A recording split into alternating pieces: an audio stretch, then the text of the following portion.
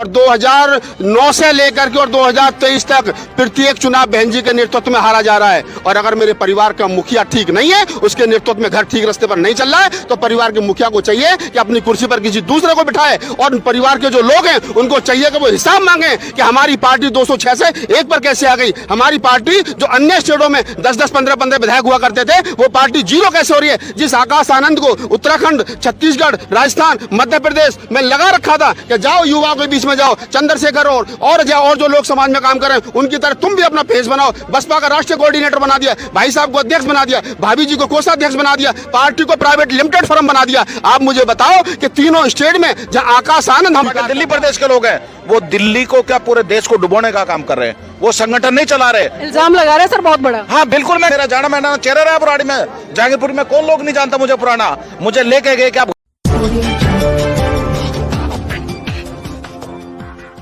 नमस्कार साथियों, आप देख रहे हैं बहुजन मीडिया और आज है हम 26 अलीपुर रोड पर। यहाँ पर परम पूज्य बाबा साहब ने अपने जीवन की अंतिम सांस ली थी। आज बहुत सारे लोग यहाँ पर आए हैं, लेकिन आज हम बाबा साहब को आदरांजलि तो अर्पित करेंगे। लेकिन अभी काफी गर्मा गर्मी हो गई थी।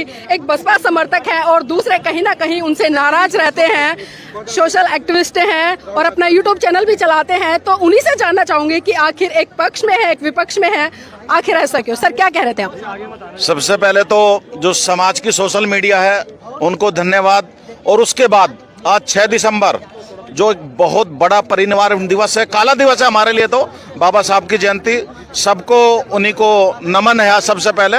और देखो, मैं बसपा में रहा हूँ 20 साल, मैं बसपा को जानता हूँ और मैं तब से जानता हूँ जब साहब काशीराम चलते थे पैदल, मैं तब से साहब पार्टी से जुड़ा था। ठीक है, मैं भी बसपा में रहा, लेकिन जो मिशन बसपा के साथ है शायद आज जो किसी पार्टी में नहीं है। अभी बड़े भाई कह रहे थे भाई। राहुल जी क्या कहना चाहेंगे कि जो मिशन आज बसपा में कहीं नहीं? बसपा में इतना तगड़ा मिशन है कि ये 20 साल बसपा में रहे, वो मिशन इनकी समझ में नहीं आया। आज करिए रामदास अठावले जी के साथ में। पहली बात तो इस बात के लिए ताली बजाओ इनके लिए, ठीक है? नहीं, मैं अब आप ही की बात का जवाब दे रहा हूँ ना। आप 20 साल बसपा में रहे, बसपा ने आपको क्या दिया, बसपा को आपने क्या दिया, आप बेहतर जानते होंगे। लेकिन आप 20 साल बसपा में काम करने के बाद में आप रामदास अठावले के साथ में हैं, इसका मतलब रामदास अठावले बसपा की नीति से ज्यादा बढ़िया नीति बसपा रामदास अठावले के पास है। इसका मतलब मायावती से बड़ा नेता रामदास अठावले है। इसलिए मैं कह रहा हूं कि आपके जैसे लोग कभी इधर कभी उधर, आप राजनीतिक लोग हैं, आप अपने फायदे के लिए पार्टियां बदल सकते हैं। राहुल नागपाल कल भी फूले अम्बेडकरी आंदोलन के साथ खड़ा था, हमारे जैसे लोग फूले अम्बेडकरी आंदोलन के साथ खड़े। आप MP MLA बनिए, आपका धन्यवाद, आप मुख्यमंत्री बनिए, आपका धन्यवाद, लेकिन इस आंदोलन को कम से कम राजनीतिकरण इस आंदोलन का मत करिए। सर क्या कहना चाहिए? सच बताऊं, जो बसपा के साथ थे, साहब काशीराम के साथ थे, वैसे लोग थे जिनके पैरों में चप्पल ही नहीं थी।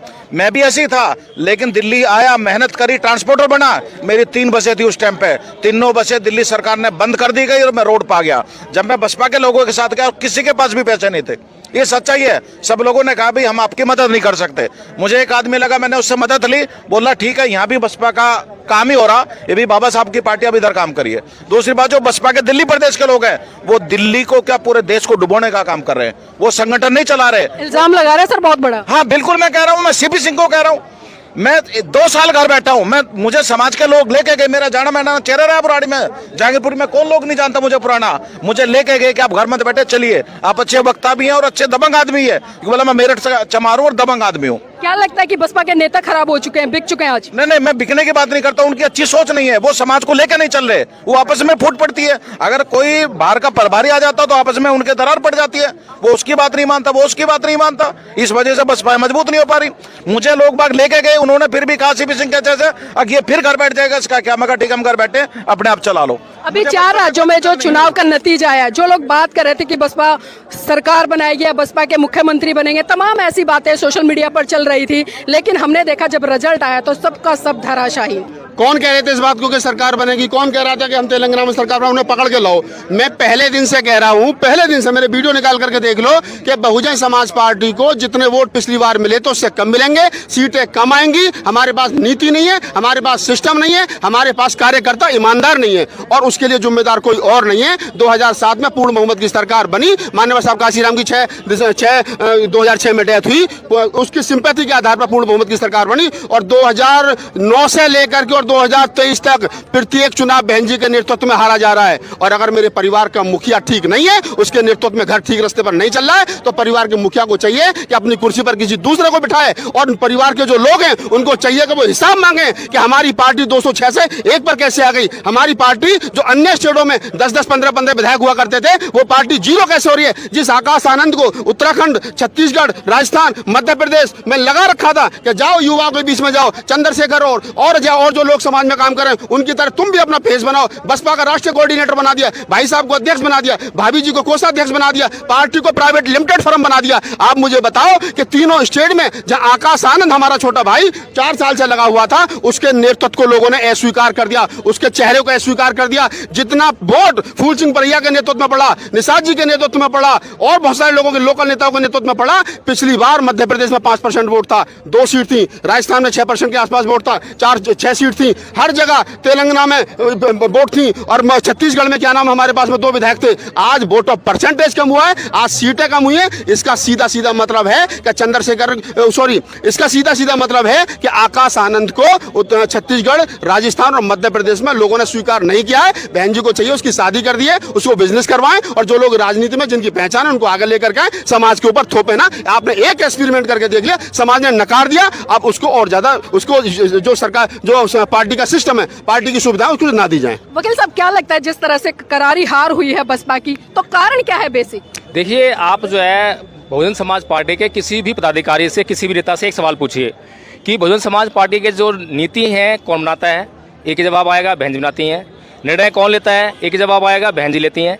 जब तक एक ही आदमी जो है नीति बनाएगा, एक ही आदमी निर्णय लेगा, तब तक जो है ऐसी करारी हार नहीं, बल्कि इससे ज़्यादा करारी हारों का सामना जो है बहुजन समाज को करना पड़ेगा।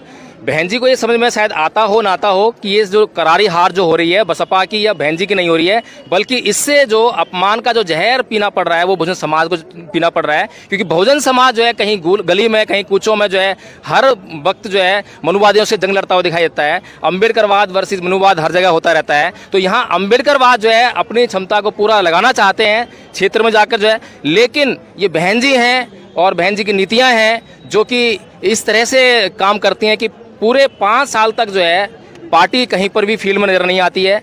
यदि किसी कार्यकर्ता को कभी 5 साल पहले ही मौका दे भी जाता है, और वो कार्यकर्ता अगर पूरे 5 साल मेहनत करता है, तो वो 5वें साल में 6 महीने पहले या 2 महीने पहले जो है एक धन्ना सेठ पार्टी के पास पहुंचता है, जो कि वहां पर ये देखता है कि हाँ, ये कार्यकर्ता ने जो काम किया है, यहाँ पे वोट इकट्ठा हो गया है, और वहां पर से टिकट खरीद के वो ले आता है। और इस तरीके से अगर नीति बनेगी, इस तरह के निर्णय होंगे, तो जो कार्यकर्ता 5 साल काम किया था, तो इस तरीके से उसको देखते हुए जो है दूसरे कार्यकर्ता उससे प्रेरित नहीं होंगे, बल्कि डिमोटिवेट होंगे। और उसके कारण जो है कोई भी समाज के लिए घर से निकलकर जो है बाहर पार्टी के लिए काम करने जाएगा, क्योंकि उसको पता है कि 5 साल मेहनत तो मैं करूंगा, लेकिन जो मैं काम करूंगा, मेरे काम के आधार पर जो वोट इकट्ठा होगा, उसको फिर जो है नेता लोग जो है बेचने का काम करेंगे। और ये बात जो है बहन जी को नहीं पता, मैं नहीं मानता।